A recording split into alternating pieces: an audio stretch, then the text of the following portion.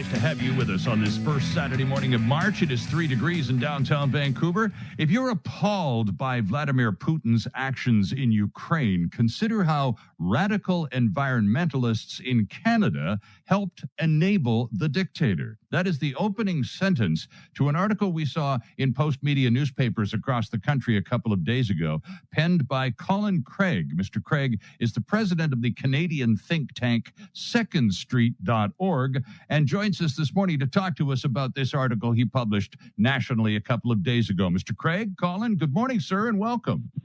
Well, thanks for having me.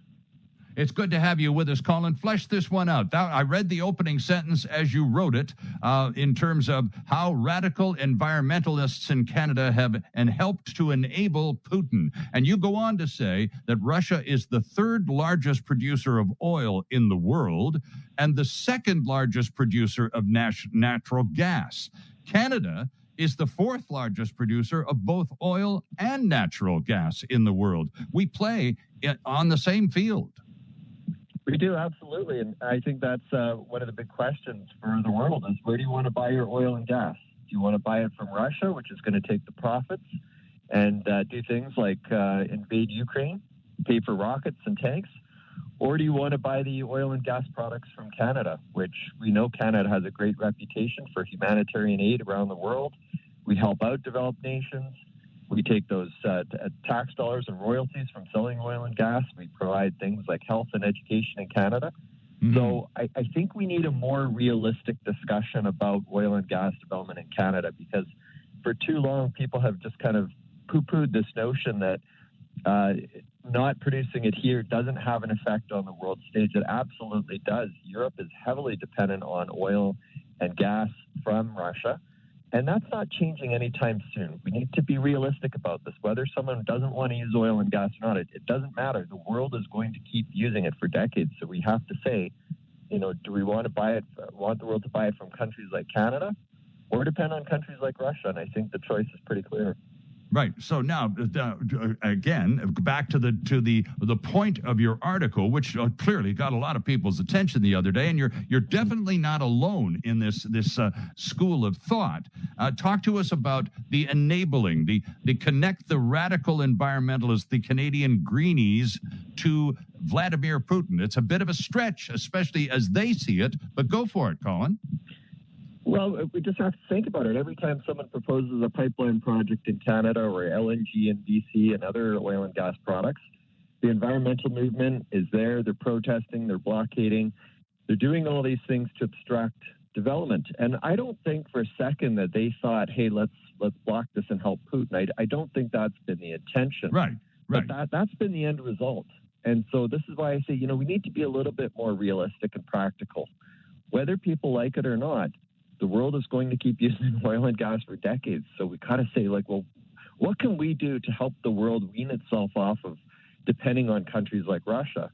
And I think there's a solution that moderate environmentalists can get behind, as well as certainly people in oil and gas, and that is to start approving more oil and gas production in Canada so that the world buys more products from us. But at the same time, governments could take the billions of dollars that they would get in corporate tax revenue and start to use that to pay for emissions reductions, to help pay to reduce emissions. And there's lots of different ways they can do that. One is to support the budding carbon tech sector that's happening in Canada, where people are taking CO2 and they're turning it into useful products like additives for concretes, materials that you can use for making carbon nanofibers to make things like bicycle frames, badminton rackets, those types of things. So I think there's lots of ways that we could take those tax dollars and use them to reduce emissions and put it towards good so the world can make that decision. Do we want to buy oil from Putin's Russia and he's going to use it to do things like attack Ukraine, or buy it from a country like Canada where they're going to take the tax revenues from it and they're going to use it to try to help reduce emissions around the world? I think that choice would be pretty easy for most countries. Yeah, and you mentioned Europe and a rather dramatic, and you didn't include this, but I've already mentioned it on the program this morning, Colin, and that's this turnaround, particularly by the government of Germany, a 180 in the past week with respect to, because it has been, you mentioned how dependent Europe, the European community, is on Russian petroleum exports, both oil and natural gas. The most dependent European country is Germany, the strongest country in Europe. So here you have an odd situation where the strongest country, the country most able to withstand any kind of pressure from Russia, is the one that's most dependent on Russia for its oil supply. Imagine if Germany was getting its oil from somewhere, anywhere but Russia. Well, that's exactly it. And this is why I think when you look at the world's response to what's happened with Russia in Ukraine, in most cases, they haven't done the thing they could do to hurt Putin the most, and that is to stop buying oil and gas from him. And they haven't done that because they can't. You can't just simply go to a new customer if 40% of your supply is coming from one person and no one else can fill that gap. Well, then you're handcuffed. So this is why I think we need to start thinking about this as soon as possible, because these new projects take a while to come on stream, but we need to be thinking about what can we do that's practical and realistic? How do we address the climate change issue while at the same time understanding this realistic reality that the world's going to keep buying this resource? And I just put forward an idea. I think it has a lot of legs, and it could help appease both groups, the moderate environmentalists as well as certainly people in industry who could benefit from But this, you mentioned idea. Moderate environmentalists. The Environment Minister of Canada is not a moderate environmentalist. He is a former president of Greenpeace and is very determined to, as much as possible, keep it in the ground. That's his school of thought. Now, his boss, on the other hand, all about climate change. I wonder, however, as the Prime Minister now goes to Europe to meet with allies and talk about the realities that Putin has forced everyone in the world to have conversations about. I wonder if you sense, Colin, any rethinking at all from the government of Canada with respect to its policies about development, or at least the continuation of oil production in this country. I haven't seen it yet. But at the same time, I think that how could you not? I mean, it's abundantly clear what Putin is doing with all these dollars that he's getting from selling oil and gas. So everyone needs to be having this realistic, frank conversation about, hey, can we afford to keep buying from him? And let's assume a best case scenario. Let's assume that Putin today magically decides he's going to pull all his troops out of Ukraine and sign a peace deal. A year from now, 5 years from now, do we still want to be in the same position where we're buying oil and gas from this radical? And I think most countries would say, no, we can't trust this man and this regime going forward.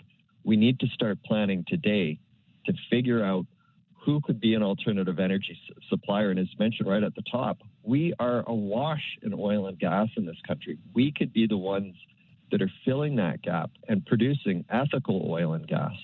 And like I say, I mean, all the projections are showing that oil and gas is not going away anytime soon. It's going to be part of the energy mix for decades to come. Sure. And I think we need to acknowledge that and say, okay, so what can we do to make sure that we're doing it and producing it in an ethical way, in a way that can even help the environment? Colin, you're in Alberta. Alberta government commissioned an inquiry into the activities behind those who oppose oil and gas development and the continuation of petroleum production in Alberta specifically. The report found that there were influences and funding influences from abroad. I wonder, as you dug into the findings of this commission, were you able to connect any funding from Russia dots? You know, I haven't seen that. And what I've actually found interesting is I dug into this a little bit more. And what I found was that the United States, both Democrats, Hillary Clinton for one, as well as Republicans, have raised concerns about Russia funding environmental groups in the United States to oppose development there of fracking and other oil and gas activities. So it's happened in the United States. In Europe, the former Secretary General of NATO has also raised concerns about Russia funding environmentalist groups in Europe. So I didn't realize that was going on in other countries. I thought it was sort of more focused on Canada. But this is a concern, is that, Russia's a smart player, and they realize that in a democratic country, you can fund opponents of oil and gas products or projects, and then you're taking out your competition. So he's mopped up on the world stage. His country is doing quite well when it comes to supplying oil and gas that the world's buying. And, like I say, it's clear. We know what he's doing with the money. He's buying rockets. He's buying tanks. He's paying for soldiers to march into Ukraine. And, obviously it's pretty appalling what we're seeing on the world stage right now. And this is one of the end results of Canada's energy policy. And I think we'd be wise as a nation to rethink the direction we've gone in. Yeah, great to have you with us this morning. And Colin, just as a final question, because you published this article and I commend it to our listeners this morning. It's a good read and a quick one. Are you even remotely optimistic that Canada can find its way through all of this to be a responsible supplier of petroleum products to the world? Yes, in fact, I think we already are. We've talked to people that have worked in the industry all over the world, and they will tell you that Canada is the top producer right now when it comes to the environmental standards in this country.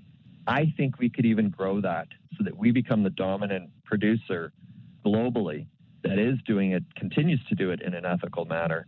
And, that the first way that we can get there is by talking about it. So I'm really glad that you're having this conversation, and hopefully it sparks a dialogue in Canada.